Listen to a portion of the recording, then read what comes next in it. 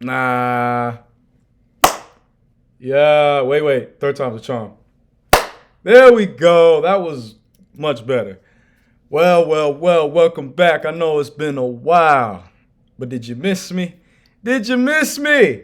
Well, I know the one thing that y'all did not miss, and that was that Pelicans preseason basketball. But before we get to it, make sure to like, to share, to subscribe, because it's Pelicans Daily. Back with your boy, Dylan Bruton, here to give you all the coverage, here to give you all the insight. Again, support us for free. Like, share, subscribe. Hope you're having a great day. Likely when you see this is going to be the morning, but maybe we got some Australian viewers now, and it's nighttime. I know it's a different time zone, but anyway, let's get right to it. Anyway, big two games, man. Talk about a monumental experience for the team. Talk about a life changing experience. Talk about history. And, when we look at things that are happening in real time, sometimes it's easy to either downplay it, sometimes it's easy to be like, that don't mean nothing, or sometimes it's easy to overdo it. But, hey, it was awesome. It was amazing. It was some great basketball that was played. So we first got to talk about the first game versus Melbourne United. Now, it started off, first quarter, we was rocking and rolling. It wasn't no stopping where we was going. And we did what we had to do. But then after that, it was tight knit all the way through. And Melbourne United, hats off to them. Hats off to them Australians. They can hoop. Look. I've been saying for a while that one thing about us Americans is that we got a little cocky. The rest of the world been catching up quietly, slowly but steadily, and they weren't playing around. They were not playing around that game, and that was a game where we did shoot better from the field, but we did not shoot better from three. We had some errant turnovers, and we did have some lapses on the glass. But overall, I was impressed with what I saw. Now, yes, we only won by 10, but the thing is, when you're battle tested, it gives you a lot more clarity of how you move forward, because these situations are going to prepare you for when the stakes are at its highest. Stakes are even more impactful and difficult. But I was very impressed with what I saw with the team. I was very impressed with Zion, just the two-way ability as a creator, as a downhill driver, as a defender as well. That to me really impressed me. And then especially as a passer, I think that's always been one of his most underrated assets.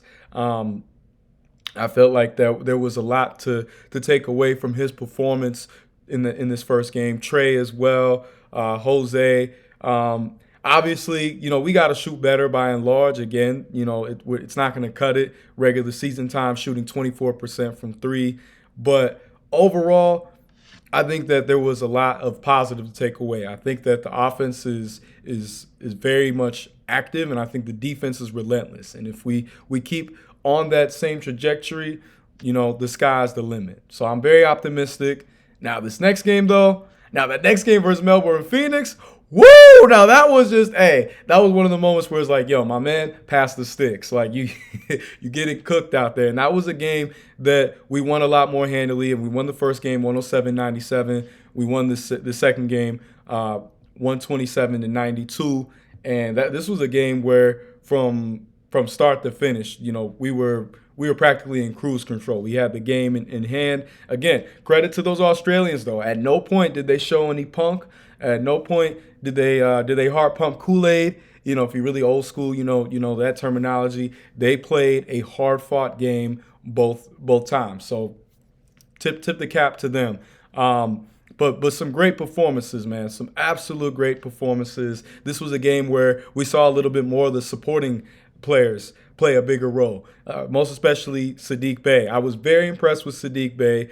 There was a lot of questions about how he was going to come back, how he was going to play, given that he had his injuries, and he was a sniper out there. Call that man Chris Kyle. He was draining threes. His jumper was just crisp, and there's been a lot of questions about who is going to be an impact player coming off the bench, especially given how young our depth is, right? When you look at our roster, we don't have many veterans.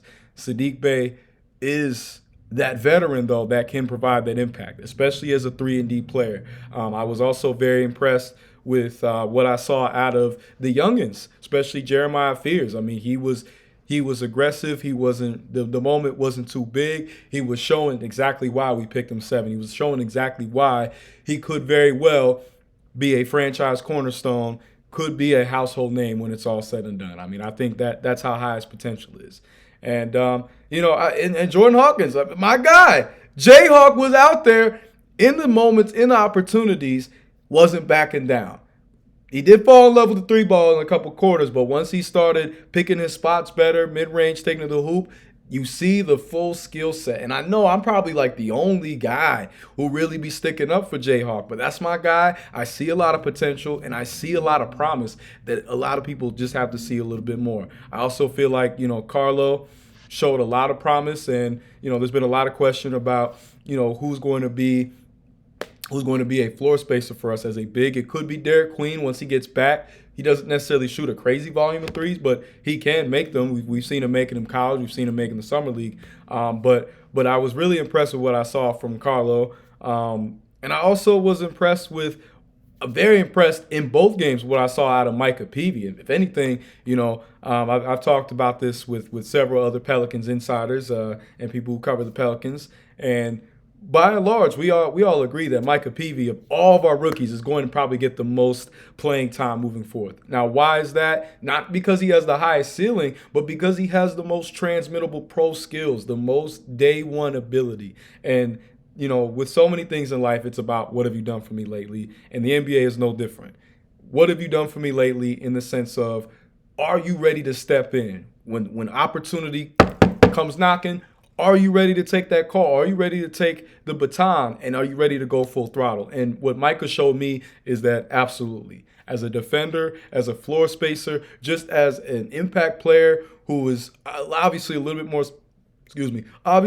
seasoned, a little more experienced, but you see everything needed to be successful, to be a consistent player on a roster. Again, does he project to be a star? Probably not, but we don't know. But he showed a lot of day one ability, and that's exactly what you want to see. And I was also impressed with Kevon Looney in both games. Kevon Looney, again, was doing the little things, going for the tough rebounds, boxing out, setting those tough screens, being a force in the paint. Now, it's going to be very interesting to see what happens in the regular season, because I liked what I saw out of Eve. Eve, especially in that second game, was turning up. And it's going to make it very difficult because, I mean, the ceiling, obviously, and the age, it leans in Eve's favor. But you still see some of the rawness. But I thought in that second game, Eve showed exactly, what we wanted to see from him in the summer league. But he showed in that second game especially. And I think that overall, we are in a position where we have tough decisions to make. We've got talent. Not to mention, right, DeJounte is still out. He's out till January. Not to mention, Herb did not play either game.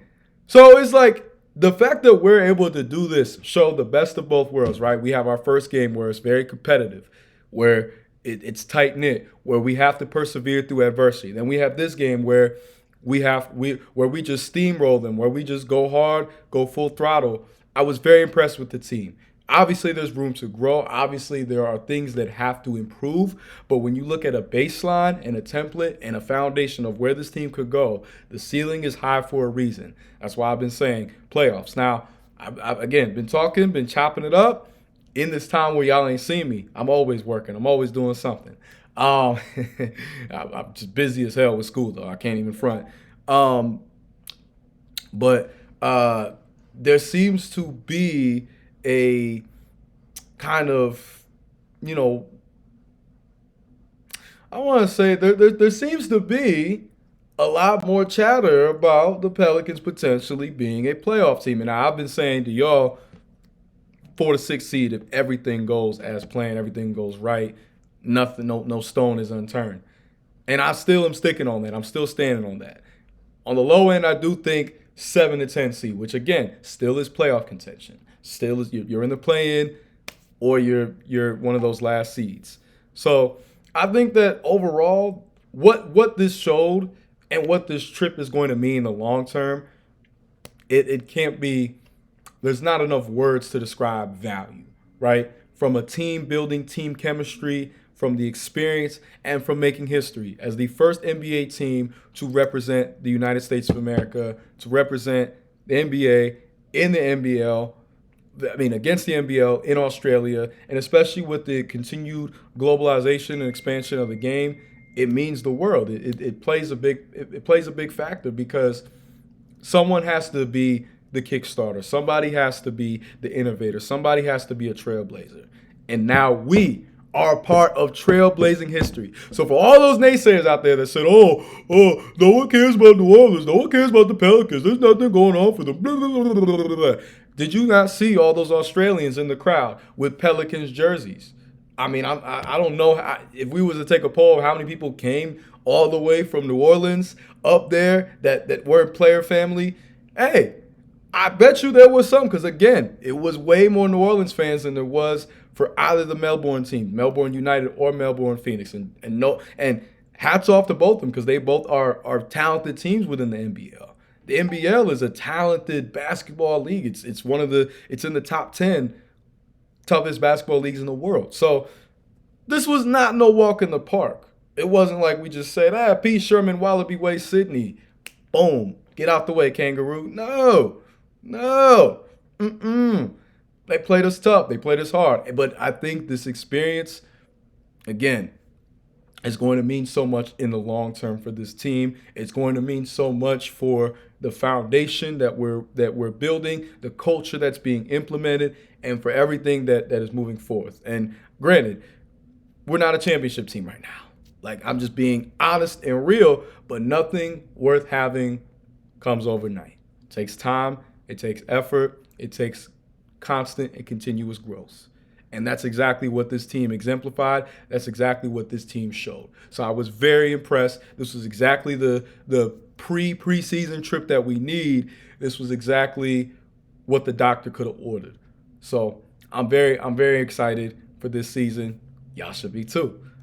All right. Now, big game on the 14th. Now, I'm going to get more in detail, especially as the dates get closer, but we are literally a week away. So it's like, hey, this ain't no small feat. This is big time basketball. Now, the Rockets are going to be without Fred VanVleet, which is going to be a big loss because he was a valuable veteran to that team last season that went number 1 in the West. However, they still have a very talented team that is, picked as a title favorite and very well could. I've said on this channel before that I wouldn't be shocked to see the Rockets go all the way. They've got the roster personnel. They've got a great coach in Ime Udoka, and they've built a culture there since he's got there that, is there for the long haul, and they're a team to watch out for. Obviously, all headlines about Kevin Durant, him going over there, final chapter, trying to go out with a ring. I mean, it's really not impossible. But the other thing, right? Top 5 defense. That defense is no slouch. That defense is no joke. And that's the one thing that people need to remind themselves of, is that we are facing a very complete team that can kill you offensively, especially now they got that fourth quarter closer in KD. That was the issue. Guys like Alperen Sengun, Amin Thompson, Jabari Smith, they're all incredibly talented, but that fourth quarter closer that's been there, that's won at the highest level, one of the greatest scorers of all time in Kevin Wayne Durant, it plays a huge and valuable role because now when the game gets tough, when it gets going, I always got this guy come over here, get a bucket. That pull up, bang, automatic, straight cash.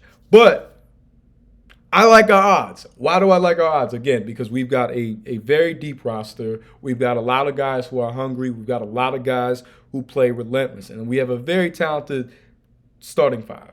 And if we figure out everything with our bench, then we're going to be set. I really liked the way that the offense flowed. And you can tell this is the difference with Coach Borrego as the assistant coach. And then with Willie Green, I could tell he probably had more influence on the defensive side. And I loved the activity. I love the hustle. I love the tenacity. This is a game that I think we very well could win. I will break down more on why. But in my humble opinion, as long as we play with the energy that we had in both games. So coming out there, relentless, coming out there aggressive, coming out there tough, then we're going to be all right. We're going to be good. And if we keep continuing and building off of that momentum and building on that foundation, the blessings will be overabundant. So I'm very excited. Y'all should be too.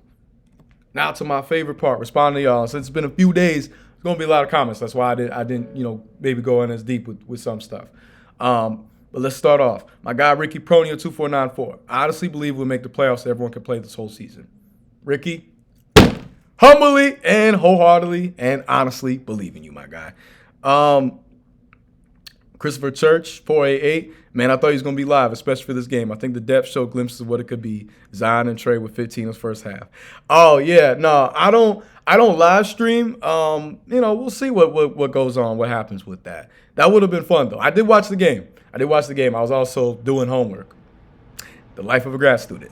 But, yes, I was very impressed with Zion. And obviously, Trey, I didn't really, talk about them as I didn't talk about Trey, Zion and Trey as much because they're the stars. We know what they're going to do. But they both show all-star caliber. Book it, Glenn Henderson, 8714. It was a tough situation in New Orleans with injuries and losses. I can respect it. Bruce Brown's comments are different than B.I. Wholeheartedly. You know what I'm saying? Like, Bruce Brown was more so talking about the front office. B.I. was talking about the fans. It plays a big role. And as much as I got love for B.I., I don't rock with the shots at the, no need for the shots at the fans. But absolutely, the injuries, the losses, just the overall chaos and dysfunctionality, hey, but that's out with the old, we're in with the new. We got a new regime, we got new leadership, and I'm very excited to see what we do.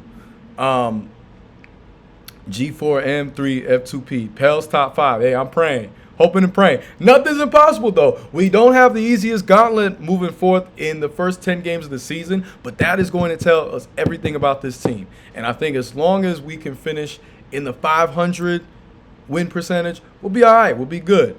But it's not going to be easy. It's not going to be walking the park. Meme Pop, Simone Green Simmons, 5959. Missy looking much better. I retract my thoughts on trading. Hey, look. Again, Eve has a lot of potential. I still say, like, as a rim running big, think of like Clint Capella, Tyson Chandler, but he could really expand and be more. And he's shown that. He's shown a lot more aggression, shown a lot more face-up ability, taking guys off the dribble. I mean, the ceiling is through the roof for him. So I agree with you on that. Christopher Church 488. You might be right about Sadiq. Him, Herb, Jose, and PV on D. Yeah. We could have a very nice defensive unit if everybody stays healthy, and those guys especially, because they're relentless, they attack, and they know how to cause a lot of frustration for guards and ball handlers on the perimeter. My guy, all-time great. Zion looks like he's mid-season form. Trey looks like an all-star. He's a much better fit next to Zion than B.I. was. And Poole looks like he fits better with the team than C.J. Looney and Missy are solid centers. If everyone stays healthy, they'll put the league on notice. Go Pels. My guy, all-time great. There's a reason why you got that name. 100%. I've talked about all those. Jordan Poole. I left Jordan Poole a little bit out because, yes, he did have some shooting problems, but the thing that I was most impressed about was his aggressiveness in going to the line. He got a lot of free throw attempts in that first game especially, and I think that, as long as he continues to do that, I'm not worried about the shooting. We saw what he did on 9 attempts a game, shooting 40% from 3. That's crazy efficiency. And mind you, this is when the defenses were a lot more locked in on him. So the fact that he was that efficient, I'm very excited. But yes, I'm agreeing with you wholeheartedly. This is a different team, and I'm very excited to see what we do because we've got a lot of potential. Sadiq reminds me of Najee for sure, but bigger, and I don't know his attitude. Because Najee was the enforcer. I love when he went at Jimmy Butler. Yeah, shout out to Najee Marshall. But yeah, Sadiq, I think Sadiq's a bit more of a well-rounded offensive player. You know what I'm saying? He has a bit more to his toolkit, a bit more to his bag. Not to take away anything from Najee Marshall. Najee Marshall's carved out a very solid career for himself. But this was definitely a good showing for Sadiq in that second game. I know he wanted to bounce back after that first game, but he showed a lot of great defensive ability in that first game. So yes, maybe the stats didn't look amazing, whatever, but it was the little plays that count. And if he can be that glue guy off the bench that can also come in and get a bucket or two, we'll be all right. We'll be good. Mean, Pop Simone, Green Simmons, 5'9", again. Still missing C.J. McCollum. Would have hit more threes than Poole, but I love Sadiq Bey's work ethic. Zion is the best, and Fears is promising. Hopefully, Jose will bounce back soon. Hey, I shout out to CJ. No, this is CJ. But I'm glad that we got Jordan Poole. And I would say this: don't worry about Jordan Poole. Jordan Poole's gonna be set. As far as everybody else, I agree with you. And I think that when it comes to someone like Jose, we have to be mindful that injuries, they happen. But he's a fighter. If there's any guy who I predict is going to come back strong and come back ready and prepared, it's Jose. You know what I'm saying? He had injuries in the summer game. Came back for this when he was playing for Puerto Rico. So I mean, like I got faith, but hopefully I do agree. McGowan beat Poole and Hawk in the 3-point contest. Was that in the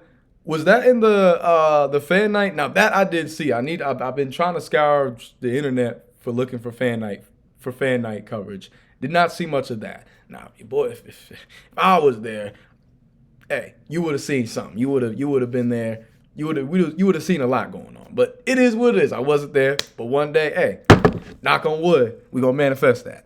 Last but not least, me, Pop Simone again. Glad Bruce is gone. Bag of win. Don't care for his lack of energy. Bag of win, yo. That's I know you an OG because that's an old head term. That's a term that I done heard my older relatives use. But I got no love or hate for Bruce. It's kind of like he was there. It was a weird trade in the first place, and he wasn't at the caliber of player that he was in Denver. But yeah, it's tough luck. But well wishes to him and hope all the best. But that's not our problem no more, But yeah, so very exciting. And again, keep paying attention. A lot more to look forward to. The game after the Rockets is versus the Magic. So again, we're facing 2 top 5 defenses. I mean, that's no joke. No joke at all. But if there's any team that I got faith in that is on the up and on the rise, it's this one right here. So, hey, like I say all the time, get on the train now, because when it leaves the station, don't want to hear wait. I got my ticket. Nah, see the vision now. Invest now. So it's a lot to look forward to, a lot more coverage to look forward to, especially, when we really kick off into preseason and regular season. But if you haven't already, make sure to like, to share, to subscribe. Tell a friend. Support is for free, right? That's what it's all about. But I appreciate y'all, the love and support. Appreciate y'all in general for rocking with me. You know what I'm saying? And stay tuned. I'm going to be getting some more episodes out very shortly. So y'all have a good one. And also shout out to Fan Arts, man. They keep doing their thing. So shout out to them for distributing this amazing channel. But much love. Y'all have a great rest of your day. And, spread some encouragement. Spread some positivity.